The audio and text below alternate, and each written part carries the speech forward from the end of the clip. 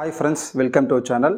So இன்னைக்கு நம்ம இந்த வீடியோல பாத்தீங்கன்னா difference between microprocessor and microcontroller. So அதுதான் இப்போ நம்ம பார்க்க போறோம். இப்போ என்ன ஆகுதுன்னா ஹியூமன் நம்ம திங்க் பண்றோம். என்ன திங்க் பண்றோம் அப்படினு பாத்தீங்கன்னா ஸோ இப்போ நமக்கு வந்து பாத்தீங்கன்னா பிரெயின் வந்து எல்லா விதமான கால்குலேஷன்ஸ் அனாலிசிஸ் எல்லாமே வந்து செய்யுது.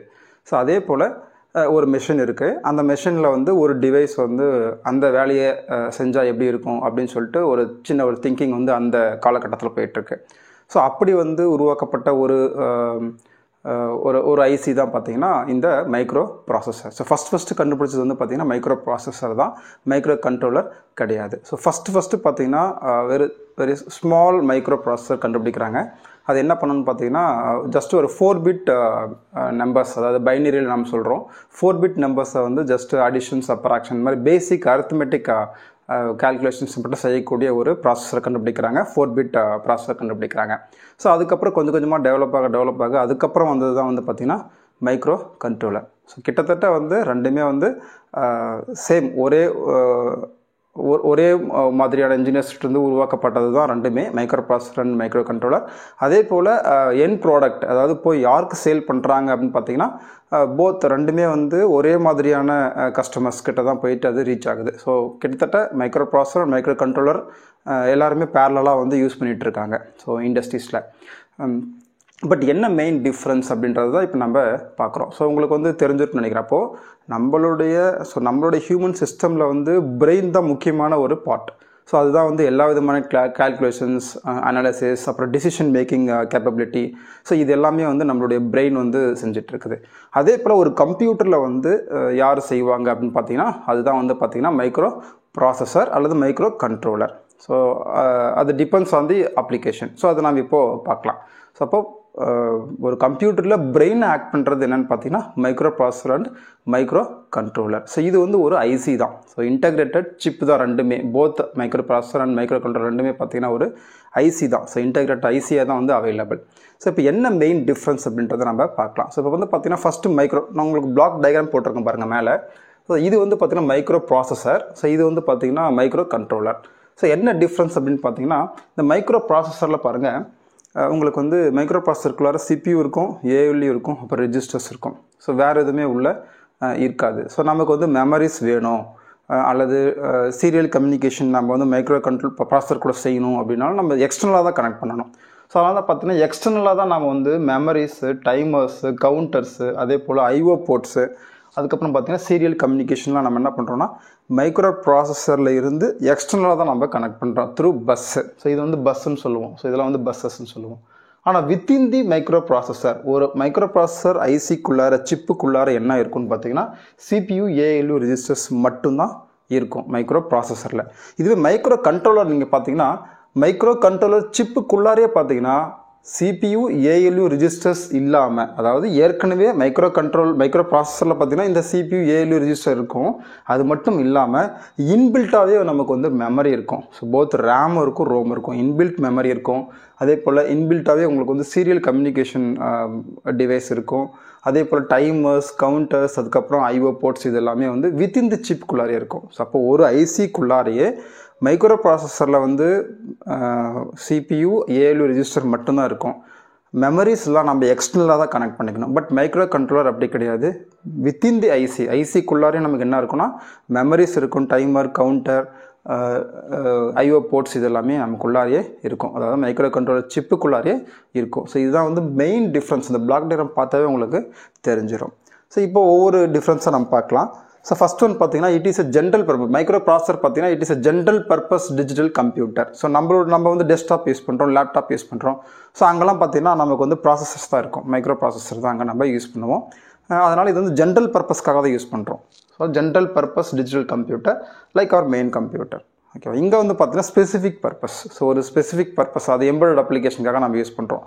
இப்போ ஃபார் எக்ஸாம்பிள் பார்த்தீங்கன்னா இப்போ வாஷிங் மிஷின் ஆகட்டும் அல்லது ரெஃப்ரிஜரேட்டர் ஆகட்டும், ஏசி ஆகட்டும், ஸோ இந்த எல்லா இடத்துலையும் பார்த்தீங்கன்னா நம்ம வந்து இந்த மைக்ரோ கண்ட்ரோலரை நம்ம யூஸ் பண்ணிகிட்ருக்கோம். அப்போ ஸ்பெசிஃபிக் பர்பஸ்க்காக நம்ம யூஸ் பண்ணுறது தான் இந்த மைக்ரோ கண்ட்ரோலர்.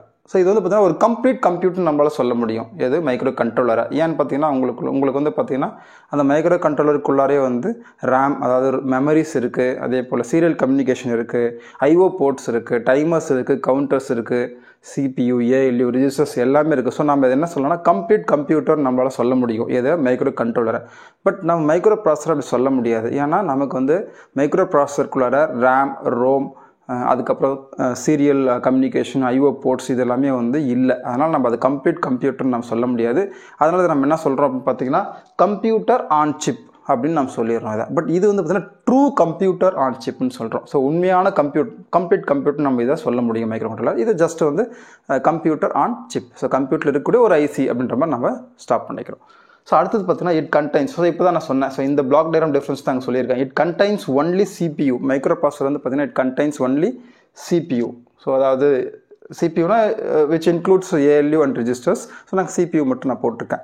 ஸோ இங்கே வந்து பார்த்தீங்கன்னா CPU மட்டும் இல்லாமல் it contains CPU, memories, IO port. So பாருங்கள் memories, IO ports, timer, counters, serial communication. So இது எல்லாமே வந்து மைக்ரோ கண்ட்ரோலருக்குள்ளார இருக்கும். ஸோ இது ஒரு மெயின் டிஃப்ரென்ஸ். ஸோ நெக்ஸ்ட் வந்து பார்த்தீங்கன்னா it is a better in multitasking. So மல்டி டாஸ்கிங்கில் வந்து இந்த மைக்ரோ ப்ராசஸர் பெஸ்ட்டாக இருக்கும்.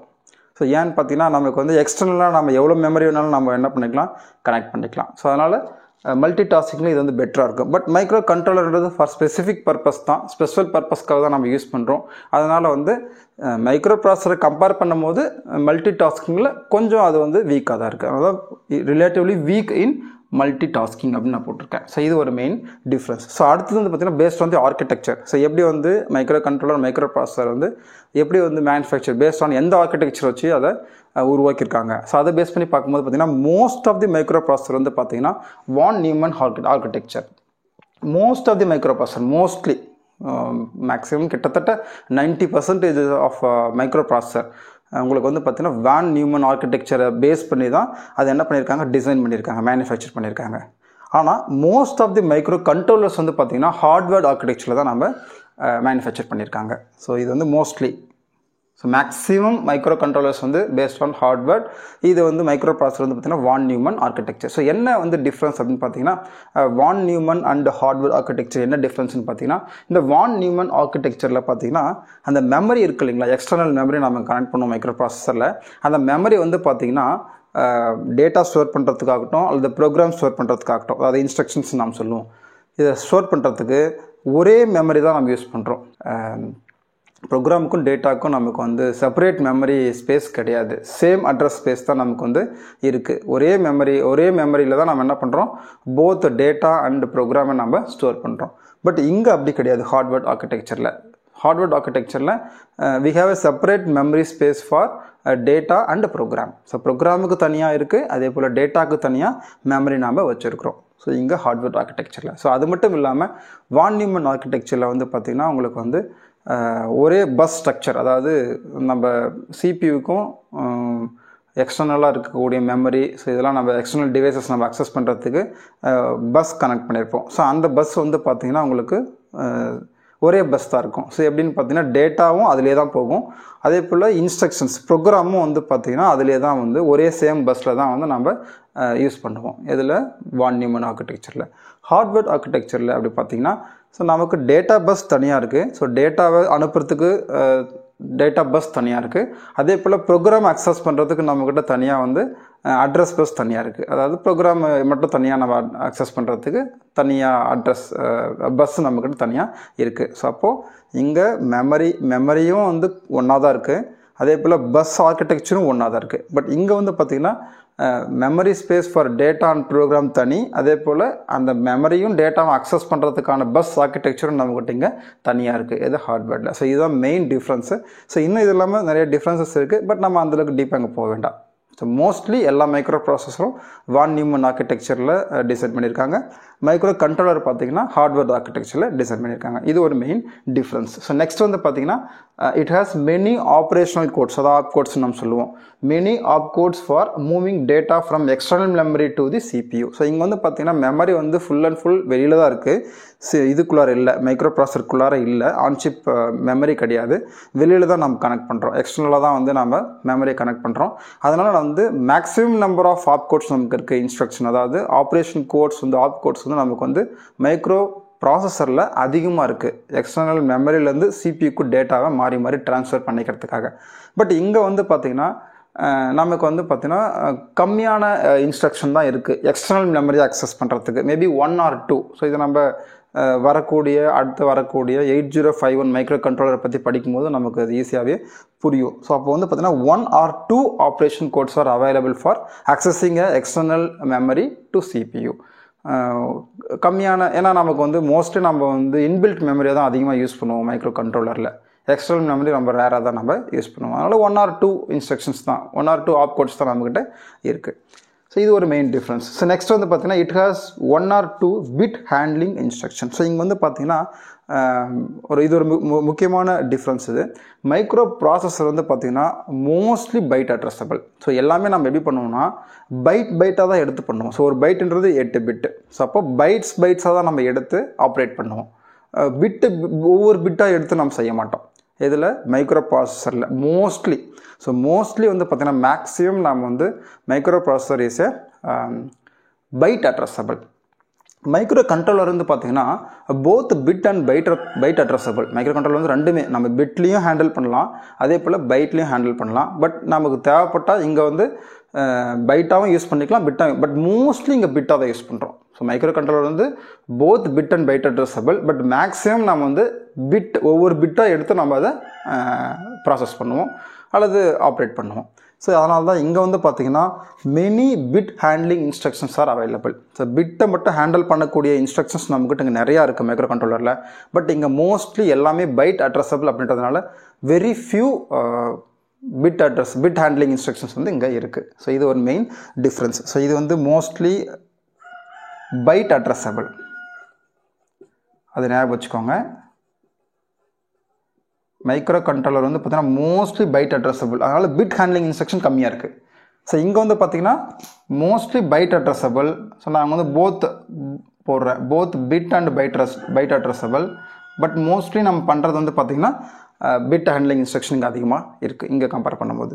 ஸோ நெக்ஸ்ட் வந்து பார்த்திங்கன்னா ஸ்பீட் அண்டு காஸ்ட். ஸோ இப்போ வந்து பார்த்திங்கன்னா அந்த டேட்டா மூவ் ஆகிறது வந்து எக்ஸ்டர்னல் மெமரியிலிருந்து சிபியூக்கு ரொம்ப வேகமாக மூவ் ஆகிறது எங்கன்னு பார்த்தீங்கன்னா மைக்ரோ ப்ராசஸரில், எக்ஸ்டர்னல் மெமரியிலேருந்து சிபியூக்கு.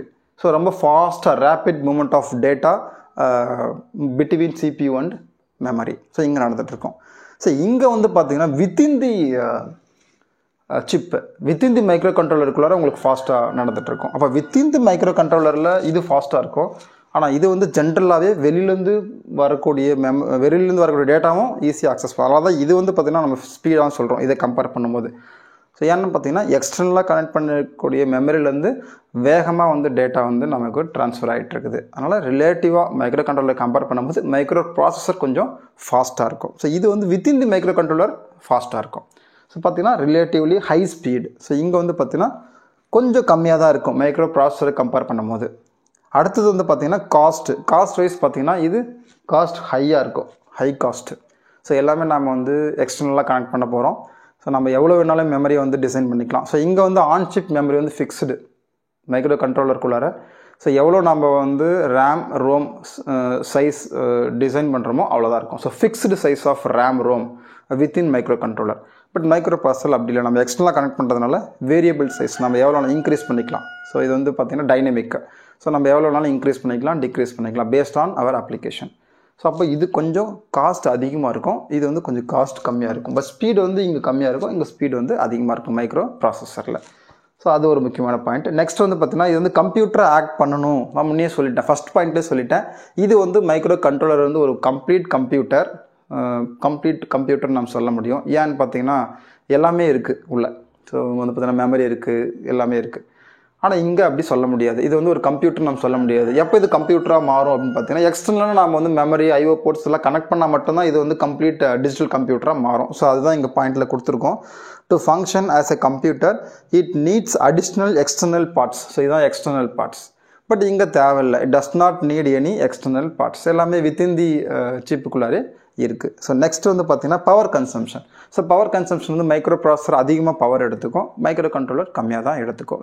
ஸோ சின்ன ஒரு மினி மைக்ரோ மாதிரி தான் இது. பட் இது வந்து பெரிய கம்ப்யூட்டர் இது. அதனால் இது வந்து அதிகமான பவர் எடுத்துக்கும். இது வந்து low power consumption. So example பார்த்தீங்கன்னா நமக்கு தெரியும். ஸோ 8085 8086 இதெல்லாம் பார்த்தீங்கன்னா மைக்ரோ ப்ராசஸர். ஸோ இப்போ நம்ம லேட்டஸ்ட்டாக யூஸ் பண்ணிகிட்டு இருக்கக்கூடிய i5 i7 ப்ராசஸர் இது எல்லாமே பார்த்தீங்கன்னா ப்ராசஸரில் தான் வரும், மைக்ரோ ப்ராசஸரில் தான் வரும். ஸோ ஈவன் AMD ப்ராசஸர்ஸ் எல்லாமே வந்து பார்த்தீங்கன்னா மைக்ரோ ப்ராசஸரில் வரும். ஸோ நெக்ஸ்ட்டு இங்கே வந்து பார்த்தீங்கன்னா 8085 PIC ARM. ஸோ இதெல்லாம் பார்த்தீங்கன்னா மைக்ரோ கண்ட்ரோலரில் உங்களுக்கு வரும். ஸோ இதுதான் பார்த்தீங்கன்னா main difference between micro controller and micro processor. So உங்களுக்கு வந்து ஒரு ஐடியா கிடச்சிருக்குன்னு நினைக்கிறேன் ரெண்டுத்துக்கும் என்ன டிஃப்ரென்ஸ் சொல்லிட்டு. ஸோ அப்ளிகேஷன் வைஸ் பார்த்தீங்கன்னா நம்ம லேப்டாப்பில் அதே போல் டெஸ்க்டாப் கம்ப்யூட்டர்ஸில் ஸோ இங்கெல்லாம் நம்ம யூஸ் பண்ணுறது வந்து மோஸ்ட்லி ப்ராசஸர் தான் யூஸ் பண்ணுறோம், மைக்ரோ ப்ராசஸர் தான் யூஸ் பண்ணுறோம். இதுவே வந்து எம்பெடட் அப்ளிகேஷன் லைக் பிரிண்டர் எடுத்துக்கோங்க, ஜெராக்ஸ் மிஷின் எடுத்துக்கோங்க, அல்லது ரிமோட் கண்ட்ரோல் எடுத்துக்கோங்க. ஸோ டிவியோ அல்லது டிவி ரிமோட் கண்ட்ரோல், அது ஏசி ரிமோட் கண்ட்ரோல். ஸோ இதெல்லாமே பார்த்திங்கன்னா மைக்ரோ கண்ட்ரோலாக தான் யூஸ் பண்ணுறோம். ரெஃப்ரிஜரேட்டரில் யூஸ் பண்ணுறோம். அதுக்கப்புறம் வந்து வாஷிங் மிஷினில் யூஸ் பண்ணுறோம். ஈவன் ஏசியில் கூட நம்ம யூஸ் பண்ணுறோம். டு கண்ட்ரோல் தி டெம்பரேச்சர், அந்த கூலிங் கண்டிஷன்ஸ் கண்ட்ரோல் பண்ணுறது, டெம்பரேச்சரை கண்ட்ரோல் பண்ணுறது. ஸோ இது எல்லா இடத்துலையும் பார்த்திங்கன்னா மைக்ரோ கண்ட்ரோலில் தான் நம்ம யூஸ் பண்ணுறோம். ஸோ இது வந்து paste on the real time application. So உங்களுக்கு வந்து ஒரு ஐடியா கிடச்சிருக்குன்னு நினைக்கிறேன். ஸோ மைக்ரோ ப்ராசஸர்னா என்ன, மைக்ரோ கண்ட்ரோலர் என்னன்னு சொல்லிட்டு. ஸோ நெக்ஸ்ட் கிளாஸில் நம்ம வந்து பார்த்திங்கன்னா ஒரு பர்டிகுலர் மைக்ரோ கண்ட்ரோலர் மட்டும் எடுத்துக்கணும். அதாவது 8051 மைக்ரோ கண்ட்ரோலரை பற்றி மட்டும் வரக்கூடிய கம்மிங் வீடியோஸில் நம்ம பார்க்கலாம். Thank you friends.